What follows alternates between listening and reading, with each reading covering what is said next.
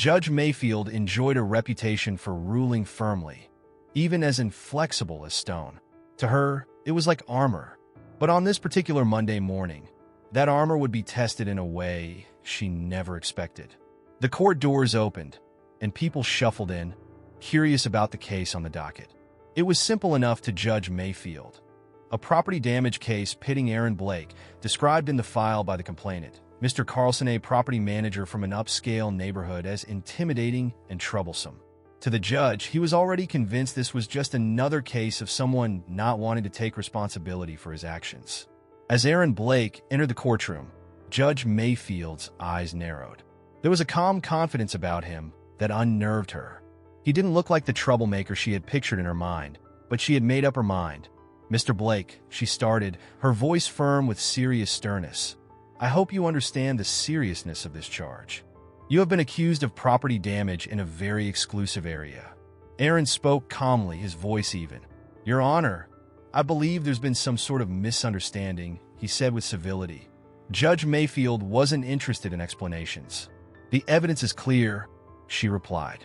"You are responsible to pay a fine of $110,000 for the damages." Aaron furrowed his brow slightly, but kept a respectful tone. "Your Honor, if I may with all due respect explain. I had permission onto the property for work and did not vandalize anything." "Permission for what exactly, Mr. Blake?" She scoffed.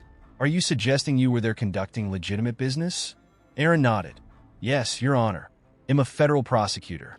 I was there to conduct an investigation for the Department of Justice." A ripple of surprise moved through the courtroom. Judge Mayfield's face flickered momentarily, but she regained control. "That doesn't change the fact that you're facing a serious fine," she said, trying to maintain control. Aaron opened his briefcase, producing documents that his attorney handed to the judge. Clearly, they showed that Aaron had permission to be on the property as part of an official investigation. Judge Mayfield scanned the documents, her face paling slightly, though she tried hard not to show it. She cleared her throat, not ready to concede just yet. "There are still some questions left unanswered, Mr. Blake," she said. "Mr. Carlson insists that you caused damage during your investigation." Aaron didn't flinch. "Your Honor, if I may, I'd like to call 2 witnesses who were with me that day. They will confirm that no damages occurred, and neither did Mr. Carlson even come near." The judge hemmed and hawed and finally could do nothing. She nodded. "Very well, you may call your witnesses." The first to testify was Lisa Bennett, a junior member of Aaron's team. She was quite confident in stating that they treated every moment of their investigation with a great deal of caution and respect for the property in question. Frank Woods, one of the senior investigators present, corroborated this testimony by stating no damage had occurred, and their actions had been documented every step of the way. And on it mounted against his original claim, until the Honorable Judge Mayfield began to feel uncomfortable. The tension in the room heightened as Mr. Carlson took the stand. His accusations were heated but substanceless. Under questioning, it turned out he had never actually seen any damage. His testimony was entirely based upon hearsay. Aaron's attorney pressed him. "Mr. Carlson, were you aware that Mr. Blake had the express permission of both your management company and the Department of Justice?" Carlson stuttered out his response, confirming he hadn't known. His eyes acknowledged his accusations were falling apart. Judge Mayfield sucked in a long, slow breath, finally realizing what had become clear to everyone present here today in this courtroom. "Mr. Blake," she began, this time devoid of authority, "my apologies if somehow there had been a misunderstanding. The charges against you, sir, are hereby dismissed." Aaron nodded. It was a courteous gesture of acknowledgement to what the judge had just said. Just as the case was about to finally be laid to rest, his lawyer motioned for the floor. "Your Honor, we request that Mr. Carlson be investigated for making false claims that have wasted the court's time and unfairly tarnished my client's reputation." A murmur ran around the courtroom. Judge Mayfield vacillated. She looked toward Mr. Carlson, who now, for the first time, actually appeared visibly panicked. She knew she had to do what was right. "Mr. Carlson," she began with her voice now firm again, "I will recommend an investigation into your claims. Belief without evidence has no place in this courtroom." The gavel came down, and the case was closed. Aaron gathered up his things, his face a mask of silent relief. As he emerged from the courtroom, a reporter called out, "Mr. Blake, any comment on the judge's decision?" Aaron turned to the gathered crowd. "Justice was served," he said with simplicity. "Sometimes, the truth just needs a little light to shine through." Saying that, he walked away, leaving behind a judge who was really humbled, an accuser who was exposed, and a courtroom full of people who had just witnessed the power of truth over prejudice. The lesson was clear. Justice demands evidence, not assumptions. Aaron walked out of the courthouse, feeling that tension from the trial was finally dissipating. He took a deep breath of the fresh air outside. It felt as though a weight had been removed from his shoulders. Reporters buzzed around, but he kept his responses short and to the point. There was little he could say beyond what had already been proven in the courtroom. As he reached the street, his attorney seized his shoulder and slapped him on the back. "You handled that classy, Aaron," he said. "Not many men could have remained composed in front of a man like Judge Mayfield." Aaron smiled thinly. "Thanks, Frank. It wasn't easy, but I knew the truth was with me." Frank nodded. "You know, Carlson might again try to stir up trouble, but with today's outcome, I doubt he will get very far." "Let him try," Aaron replied. "I'm not afraid of standing up for what's right." Today proved that even the toughest judges can't ignore the truth forever. They walked in silence for a moment before Frank spoke again. "So, what's next for you?" Aaron looked ahead, the sun setting in the distance. "Back to work. There's always another case, another challenge. But for now, I think I'll take the rest of the day to appreciate this victory." Frank smiled. "You deserve it. Take care, Aaron." As Aaron watched his attorney walk away, he took a deep breath. Today had been a reminder of why he chose this path to fight for justice, even when the odds seemed stacked against him. And though the battle may have been won, he knew the war for truth and fairness was far from over. With rejuvenated resolve, Aaron turned and headed down the street, ready for whatever came next. The next morning, Aaron sat in his office, a building no different from the other government offices surrounding it. As he entered, his assistant, Hannah, gave him a stack of files. "Good morning, Aaron," she said, smiling. "You got quite a load on you today. But first, there's someone in your office who wants to speak with you." Aaron raised an eyebrow. "Who is it?" Hannah shrugged. "He said he's a friend, but he wouldn't give me his name. Said you'd know him when you saw him." Curious, Aaron walked to his office and opened the door. Seated in one of the chairs was a man in his late 50s, in a worn leather jacket and grinning with confidence. Aaron's eyes widened in recognition. "Jack?" Aaron said, surprised. "What are you doing here?" He stood up, extending his hand. "I heard you had quite the day in court yesterday, so I figured I'd come by and see how you were holding up." Aaron shook Jack's hand, a smile breaking across his face. Jack was an old mentor, a former prosecutor who had taught Aaron the ins and outs of navigating the legal world. He had retired years ago, but Aaron still considered him a trusted advisor. "Good to see you," Aaron said. "You heard about the case?" Jack nodded. "Oh, I heard. Word travels fast when it involves someone taking on a judge like Mayfield." He chuckled. "You always did have a way of getting yourself into the thick of things." Aaron motioned for Jack to take a seat, and they sat down across from each other. "I wasn't trying to cause trouble, Jack. Just trying to do my job." Jack's face turned serious. "I know, kid, and that's why I'm here. I just wanted to remind you that what you did yesterday mattered, standing up for yourself, for the truth. It's not just one case. It sets an example." Aaron nodded as the weight of his mentor's words fell in. "Sometimes I wonder if that stuff is ever worth it. It's just hard." He leaned forward, his eyes locking with Aaron's. "It's always worth it. It doesn't work if there aren't people like you willing to fight for what's right, even when it gets tough. You're making a difference, Aaron, one case at a time." They sat in silence for a moment before Jack smiled again. "Anyway, enough of the serious talk. Let's get lunch. My treat. We can catch up on everything else going on in your life." Aaron laughed. "You know, I can't say no to a free meal." He stood, grabbing his coat from the back of his chair. "Let's go."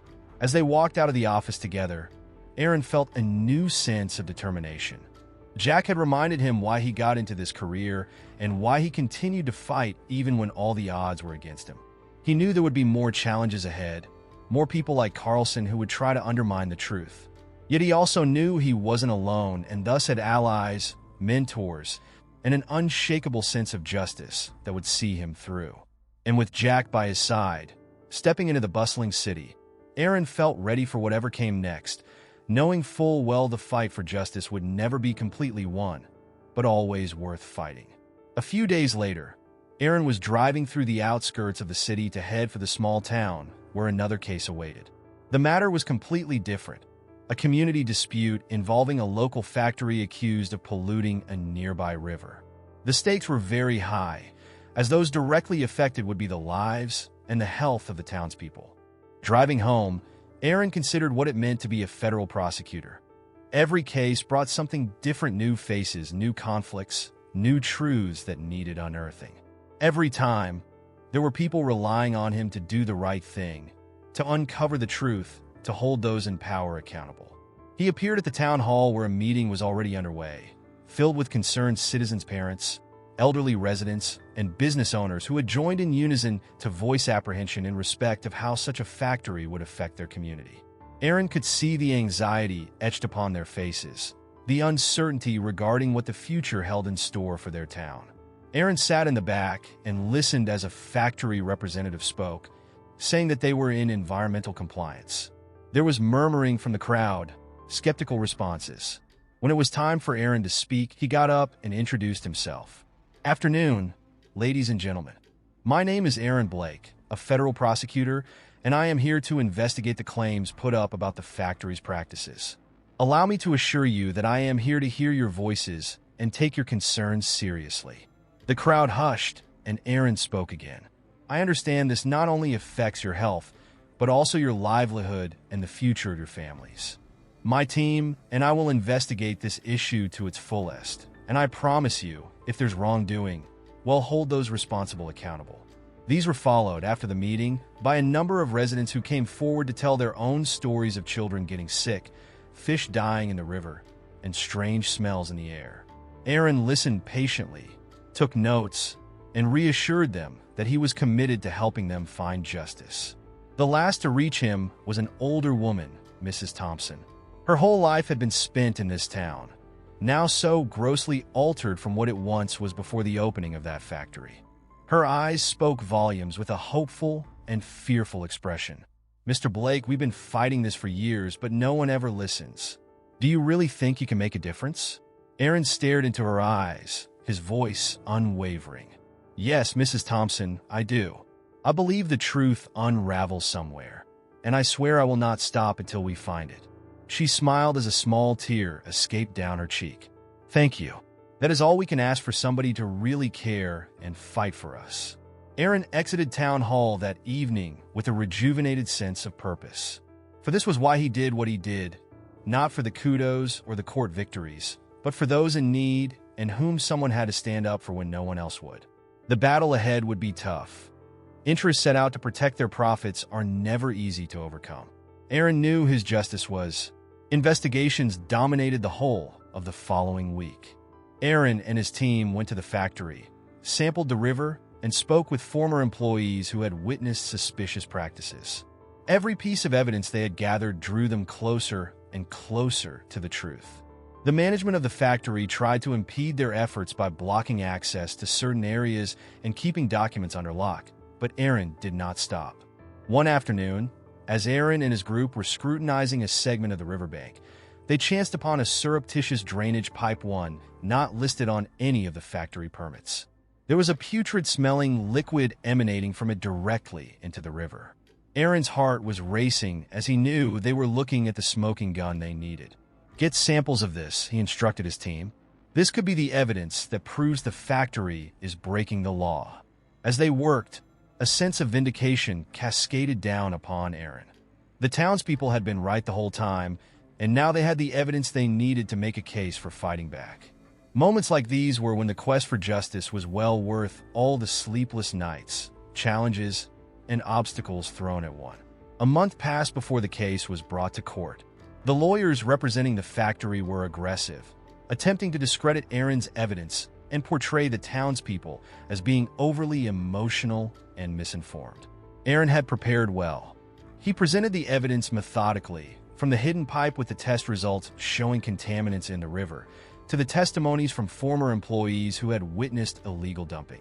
It was a piece-by-piece procedure, but the courtroom began to see where the truth was going to fall.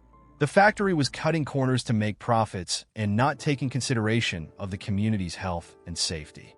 The judge listened intently, and it was apparent, as the days of trial progressed, that when the factory's defense got up to proceed, it started to demolish its walls. In the end, he found for the town. The factory had been ordered to cease its illegal practices and pay an immense fine to compensate for damages to the residents. With tears of relief streaming down their faces, the townspeople, who for so long fought just to be heard, erupted in applause in the courtroom. As Aaron stood outside the courthouse, Mrs. Thompson approached him with her eyes full of gratitude. "You did it, Mr. Blake. You gave us hope when we had none left." Aaron smiled, his heart swelling with a mix of pride and humility. "It wasn't just me, Mrs. Thompson. It was all of you. You never gave up, and that made all the difference." She reached out and took his hand.